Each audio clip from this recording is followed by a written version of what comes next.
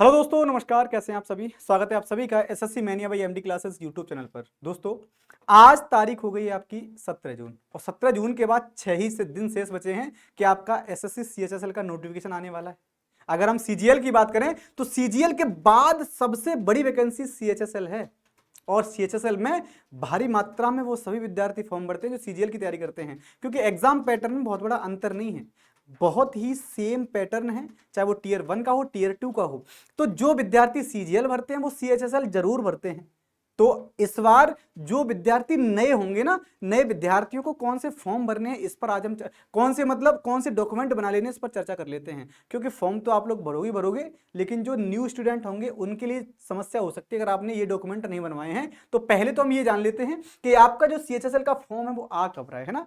CHSL के form बच्चे ये 23 जून से फॉर्म आ रहे हैं, नोटिफिकेशन 23 जून को आ जाएगा, ऑनलाइन होना स्टार्ट हो जाएंगे, है ना। और 28 जो आपकी 18 जुलाई जो है लास्ट डेट है। एग्जाम जो है 8 सितंबर से लेकर के 18 सितंबर के बीच होना है। इस बार आपको 4000 के आसपास पद भी देखने को मिल सकते हैं, जैसा कि पिछली बार भी था। आपने पिछली बार अगर आपने पेपर दिया है तो 3712 वैकेंसियों के लिए नोटिफिकेशन आया था, लेकिन फाइनली जब आपका सिलेक्शन हुआ तब तक इनकी संख्या बढ़कर के 3954 हो चुकी थी। तो संख्या बढ़ी थी, है ना। पहले 3712 के लिए नोटिफिकेशन आया और 3954 पर फाइनली सिलेक्शन हुआ है। तो ये आपकी सीएचएसएल की वैकेंसियां थी। अब आपके मन में एक प्रश्न आता होगा कि सर इस बार भी तो वैकेंसी आने वाली है। लगभग वैकेंसियों की संख्या 4000 के आसपास होगी। 4000 से 100-200 ज्यादा, 100-200 कम, वही एक आंकड़ा है, उतनी ही वैकेंसी आएंगी, ज्यादा वैकेंसियां आने वाली नहीं है। क्योंकि इस बार सीजीएल में भी अगर आंकड़ा कम हुआ है तो सीएचएसएल में भी आंकड़ा कम होगा ही होगा, ये तय है। लेकिन हाँ, हम उम्मीद करके ये चलते हैं कि इनकी संख्या जो है वो लगभग 4000 से या तो 100-200 कम या 100-200 ज्यादा हमें देखने को मिल सकती है। चलिए भाई, तो अब हम चर्चा करते हैं कि हमारे पास आकर कौन से डॉक्यूमेंट होने चाहिए। तो ये है आपके डॉक्यूमेंट। सबसे महत्वपूर्ण क्या होता है आपके पास, क्योंकि हाई स्कूल होना चाहिए और इंटर होना चाहिए, है ना। हाई स्कूल और इंटर तो मैंडेटरी है, ये डॉक्यूमेंट आपके पास होने चाहिए। हाई स्कूल की मार्कशीट और इंटर की मार्कशीट दोनों मैंडेटरी हैं। इसके बाद कास्ट सर्टिफिकेट। कास्ट सर्टिफिकेट किन के लिए? तो एससी, एसटी और ओबीसी के लिए। साथ ही साथ अगर आप लोग ईडब्ल्यूएस में आते हो, क्योंकि आपको ये बात पता होगी सर ईडब्ल्यूएस को जो है 10% रिजर्वेशन मिलता है ना, 10% रिजर्वेशन मिलता है। ओबीसी एससी की बात करें तो एससी को लगभग 15% रिजर्वेशन है, एसटी को लगभग 7.5% रिजर्वेशन है और ओबीसी को लगभग 27% रजिस्ट्रेशन है ना, 27%। तो ये रिजर्वेशन का फायदा आपको कब मिलता है? जब आपके पास ये डॉक्यूमेंट हो, है ना। तो कास्ट सर्टिफिकेट आपके पास कौन सा होना चाहिए भाई? सेंट्रल गवर्नमेंट का होना चाहिए। इस बात को ध्यान रख लीजिएगा, अपने माइंड में सेट कर लीजिएगा।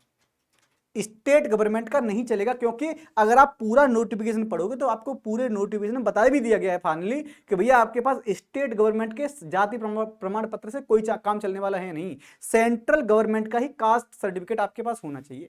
तो ये आपका हो जाएगा। इसके बाद आप ये कहिएगा भाई कि आपके पास और क्या होना चाहिए भैया? तो आपके पास आधार कार्ड होना चाहिए ना, आधार कार्ड। और आधार कार्ड पे एक सुंदर सा फोटो होना चाहिए। आप कहीं से सुंदर सा फोटो आधार कार्ड पर आ ही नहीं सकता, तो कोई बात नहीं है, जो काला सा है उसी को ले लो, लेकिन थोड़ा सा आधार कार्ड पुराना नहीं होना चाहिए। उस पर उससे जो है अपने मोबाइल नंबर को अपडेट करा लीजिएगा उस पर, जिससे कि किसी भी प्रकार का नोटिफिकेशन भी अगर कोई दिक्कत आती तो आपके मोबाइल पे आ पाए, है ना। चलिए, तो ये आपका होगा। फोटो होनी चाहिए, डोमिसाइल होना चाहिए, डोमिसाइल। तो ये तो डॉक्यूमेंट है मैंडेटरी जो आपके पास होने ही होने चाहिए। ये है मैंडेटरी जो होने ही होने चाहिए। इसके अलावा ग्रेजुएशन, देखिए ये हाई स्कूल इंटर, ये इंटर के स्तरीय परीक्षा है। इसमें सीएचएसएल में इंटर अगर आपने कर लिया तो आप लोग फॉर्म भर सकते हैं, लेकिन इसमें ग्रेजुएशन या पोस्ट ग्रेजुएशन का अगर आप लोग डॉक्यूमेंट लगाते हैं, सबमिट करते हैं, तो आपके लिए फायदा इतना हो जाता है, जब आप लोग प्रमोशन के लेवल पर आते हो ना तो इन डॉक्यूमेंट का आपको फायदा होता है। तो आप चाहो तो ये डॉक्यूमेंट भी बनवाकर रख सकते हो बढ़िया तरीके से, है ना। इसके अलावा करेक्टर सर्टिफिकेट और सभी डॉक्यूमेंट कैसे होने चाहिए? सभी डॉक्यूमेंट सेल्फ अटेस्टेड होने चाहिए। सेल्फ अटेस्टेड का मतलब स्वयं ही उनको अटेस्टेड कर लेना है, क्योंकि यही आपकी परीक्षा में मांगे जाते हैं आपसे। लेकिन ऐसा मत करना, फॉर्म भरते टाइम ये नहीं करना है, जब डीबी होगा फाइनली तब ऐसा होता है। हालांकि फॉर्म भरते टाइम आपके पास ये डॉक्यूमेंट का होना तो बहुत जरूरी हो जाता है। तो ऊपर वाले डॉक्यूमेंट तो आप लोग रखेंगे। अगर आप लोग ने ईडब्ल्यूएस वहां पर फिल किया है ना, अगर आपने फॉर्म ईडब्ल्यूएस में डाला तो ईडब्ल्यूएस का सर्टिफिकेट आपके पास होना चाहिए। एससी में डाला तो एससी का सर्टिफिकेट होना चाहिए। ओबीसी में डाला तो ओबीसी, मतलब जहां भी आप रिजर्वेड कैटेगरी में आते हैं उनका जो है डॉक्यूमेंट आपके पास होना बहुत जरूरी है। नहीं तो आपका फॉर्म अगर आपने वहां पर भर दिया, है ना, वहां पर आपने भर दिया तो पहले तो भरा ही नहीं जाएगा। अगर आपने भर भी दिया किसी कारण से और आपके पास वो डॉक्यूमेंट नहीं है तो दिक्कत हो जाएगी। और ज़्यादा पुराना भी नहीं होना चाहिए, नया वाला। लगभग अगर फॉर्म इस बार भर रहे हैं, इस साल भर रहे हैं, तो पिछले 3 साल पुराने से ज़्यादा होना नहीं चाहिए। तो ये आपकी एक बाध्यता है, ठीक है भैया। तो ये आपके डॉक्यूमेंट का होना बहुत जरूरी है। अगर आपने ये डॉक्यूमेंट नहीं बनवाए हैं तो आप फॉर्म नहीं भर पाएंगे। अब हम बात करते हैं सर, जो CHSL का एग्जाम होता है वो कैसे होता है। तो सिलेक्शन ऑफ एग्जामिनेशन की बात करें, स्कीम ऑफ एग्जामिनेशन की बात करें, तो 100 क्वेश्चन आते हैं, 4 सेगमेंट से आते हैं। जीके जीएस से 25 क्वेश्चन, रीजनिंग से 25 क्वेश्चन, मैथ से 25 क्वेश्चन और इंग्लिश से 25 क्वेश्चन, है ना। तो ये आपके 4 सेगमेंट हैं और इन सभी सेगमेंट को बढ़िया तरीके से कराने के लिए हमने क्लास स्टार्ट कर दी है बेटा। और ये क्लास स्टार्ट कब से हुई है? आज से हुई है, 17 जून से।